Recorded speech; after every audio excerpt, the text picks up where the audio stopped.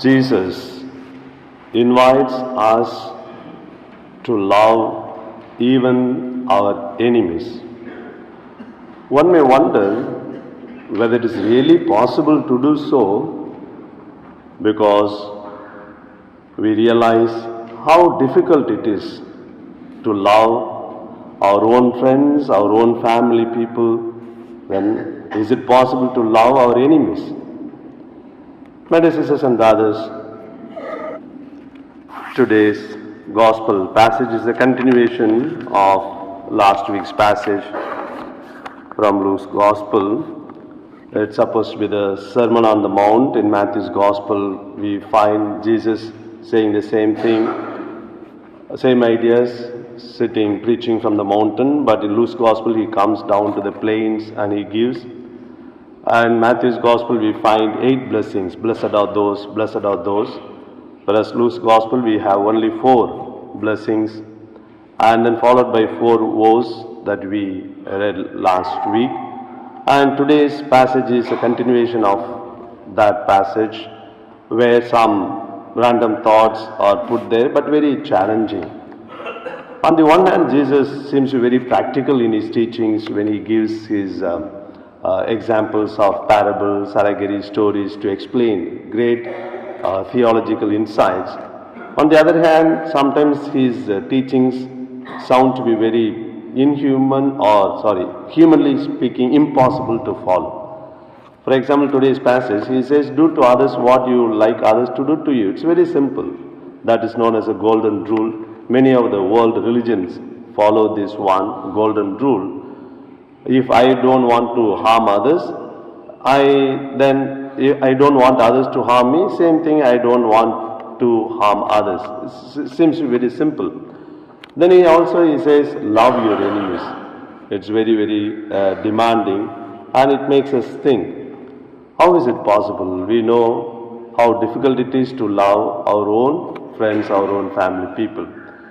Perhaps I think when we understand the concept of love, maybe in a deeper level, and when we have another important tool to distinguish between loving and liking, perhaps it becomes easier to love our enemies. And we have examples in history how people have really forgiven their own enemies. Whether it is Pope John Paul II, who was ready to forgive who attempted to take his own life, or Sister Annie Mary, or in today's first reading, our David himself. We know from the book of 1 Samuel the story how King Saul had developed jealousy towards David, and he wanted to kill him several times. In fact, in the beginning, Saul liked David so much, and David's music was soothing to him, and he liked him so much that he raised him to be the commander of his army. But later, when David began to acquire more and more success stories and becoming popular among the people, that jealousy grew so much in Saul, and he wanted to kill him. And today's first reading, we heard how Saul gathered 3,000 men, not just 1 or 2, 3,000 men from all over Israel, and went in search of this David to kill him. And David knew all these things, and finally they happened to be in the same cave. When David and his people came to the cave, they found Saul and others sleeping. And that was a beautiful occasion for David to take revenge on Saul. And he could have easily killed, but he said, no, I don't want to kill him because he was anointed by God. So that realization helped him to love his enemy. His enemy, King Saul, was also created in the image and likeness of God, plus he was anointed by God. So that realization helped David to go beyond the immediate feeling or immediate reaction of killing him to love and to spare him and showed mercy towards him. Therefore, my dear friends, perhaps when we understand the concept of love, it becomes easier for us to love our enemies. And today, unfortunately, in the modern times, love has been misused or abused, right? For anything, whatever we do to justify our action, we say, I did out of love. Even if I get angry at someone and shout at him or her, I say out of love I do that. So love has become very vulnerable concept that it can be easily misused or abused. And real genuine love, there has to be an element of sacrifice, there has to be an element of readiness to face losses. Today, love has been equated to only pleasure or infatuation or sexual attraction. So that is the way in which we live. Today's movies or social media and novels and all the serials in TV, they speak about one-way love, two-way love, three-way love. We do not know how many ways are there. So love has been abused and misused, and so much so that one young boy wrote a love letter to her girlfriend. My dear darling, you are my world, you are my heartthrob, you are my eyes, you are my liver, you are my kidney, everything. And you are my world, without you I cannot live. And if you get married, we can get many children and live for many years. So please don't refuse me. Please say yes to my love. And he put his signature, yours affectionately. And below that he put a note. My dear darling, in case you don't love me, don't tear this letter and waste it. Give it to your younger sister, I love her also. So all that he said, blah, blah, blah, only blah, blah, blah. So today we live in that situation where love is like this, and love is equal to attraction. Sometimes a boy decides to marry a girl, girl decides to marry a boy for very many reasons. I used to tell this during the marriage preparation course. My dear boys and girls, they'll be sitting there. A girl decides to marry a boy because she loves the hairstyle of the boy.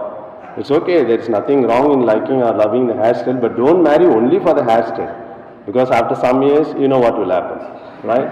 For some of us already it happened. Our hair becomes grey and we totally lose our hair also. Then what will happen to your love? Similarly, the boy may marry a girl because I love the dimple on her cheek. You know dimple? When they smile, when they laugh. Okay, there's nothing wrong in liking the dimple, but don't marry only for the dimple. Why? Because after some times the dimple will disappear. Now the dimple is in the cheek. After some time the cheek will be in the dimple.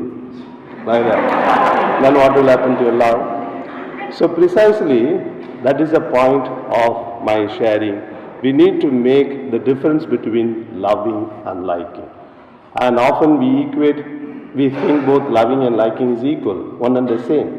Of course, humanly speaking, it is easier for us to love a person when we like a person. We may like a person for many reasons, for the way he or she speaks, or for the money, or the style, or the status. There may be many reasons to like a person. When there is something likable in a person, it becomes easier for us to love the person. But God wants us to love a person even when there is nothing likable in him or her. Even when there is nothing likable. So in our enemies there may not be anything that we like in him or her, but still we are called to love. So if we are able to distinguish between these loving and liking, perhaps it becomes easier for us to love even our enemies. Because precisely God is doing the same thing with us. There may be many things in us which God does not like, but still he loves us. For example, God may find many things in me which he does not like. For example, I give long homilies, he may not like it, but still he loves me. Same thing, God may not find many things not likable in you, but still he loves you. For example, you are sleeping during my homily, he may not like that, but still he loves you. So, that ability to distinguish perhaps one tool, my dear friends, and that may enable us to love our enemies. And in the past also we have historical examples in the recent past and in the ancient past also, who are people who have really gone to that level of loving in spite of there is nothing likable.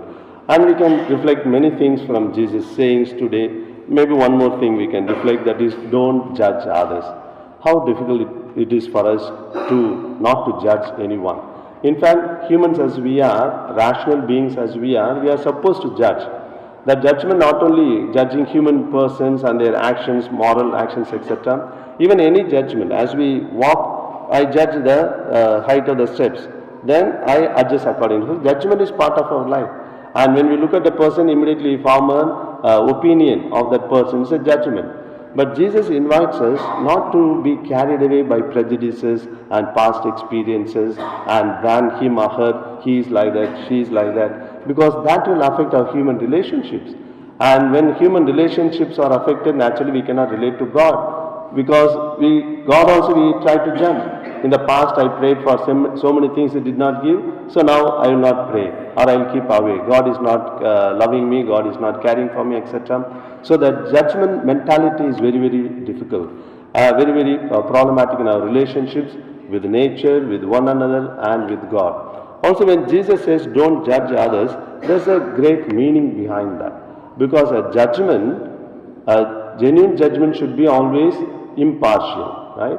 A genuine judgment should be always impartial. In order to make an impartial judgment, we must have the full knowledge of the person, full knowledge of the situation at hand. But humans, we are limited. We can never ever have the full knowledge of a person, full knowledge of the situation. Therefore, our judgment can never be completely, totally perfect and impartial, because we don't have enough knowledge. And our judicial system realizes this. That is why any judgment, there is always a possibility of appealing to the higher court. Why? Because when a judge gives a judgment, he or she passes the judgment only based on the evidence available at hand. Tomorrow the evidence may change, new pieces of evidence might come, then the judgment will be changed. That is why there is in principle a possibility of appealing to a higher court, precisely because we will never know the full knowledge of the situation and the person involved. Also, humans as we are, we may have something to gain from that judgment, because we are not complete, we are not full, we are not perfect. So there may be something, personal reasons, gains from that judgment. So that also can make us to have a partial judgment or imperfect judgment. But think about God. Only God can have the full knowledge of the situation, full knowledge of the context. Therefore, only He can give the perfect impartial judgment, and He, being the fullness of fullness, does not have anything to gain from anything. That's why His judgment is always complete and perfect. Therefore, my dear friends, only God can judge others. Very often, how easily we are carried away by the prejudices, by outer experiences. We do not know how much we know about our own selves, our own family people, our own friends, and how easily we pass a judgment. And all that appears is not the real thing. There may be a deeper story behind every person.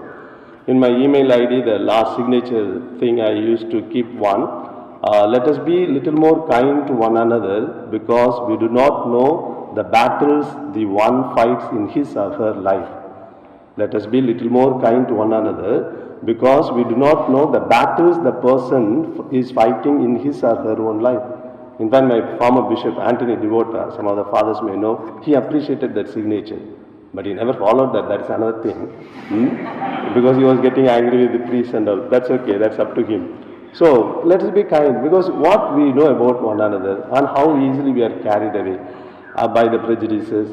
But we expect God not to be carried away by the prejudices. No, if I make one mistake, I expect God to forgive that and look at me as a new person every time. I expect God not to be carried away by His prejudices about me, but in my case, I go on. And if God were to keep all the prejudices, all the list of the wrongdoings, we cannot stand in front of Him, as the Psalm says. So, and God is so merciful, God is so gracious, and that is why He is so generous also. What's the difference between grace, mercy and blessing? Grace, mercy and blessing, apart from the spelling? Because some of you may use the same spelling, because modern generations, anything is okay anyway. See, grace is when God gives something good things to us which we don't deserve. When God gives good things to us which we don't deserve, that is grace. For example, in the exam marks, when the teacher gives grace marks, it is called grace because the student doesn't deserve it. Some of you are laughing. You know grace marks? I think some of you pass only because of that, I think. That's why you know. Okay, grace marks. So grace is when God does something good, what we don't deserve. On the other hand, mercy is God spares us from the punishment which we deserve. We deserve a certain punishment, but God spares us, that is mercy. And when God is generous with both these, that is blessing. When God is so generous with both grace and mercy, and He expects us to manifest the same thing to the others. Therefore, my dear friends, we can go on reflecting about the very practical aspects of Jesus' Sermon on the Mount, or the sayings that we heard today. These particular two things, let us reflect on that. How we are able to love our enemies. Are we able to make the distinction between loving and liking? And how we need to be careful not to be carried away by our prejudices and past experiences, and to see every person in a new way, because that's what we expect God to deal with us. And let's also manifest the same generosity with one another, so that we may be able to experience God's generosity in our lives. Let us think about it today.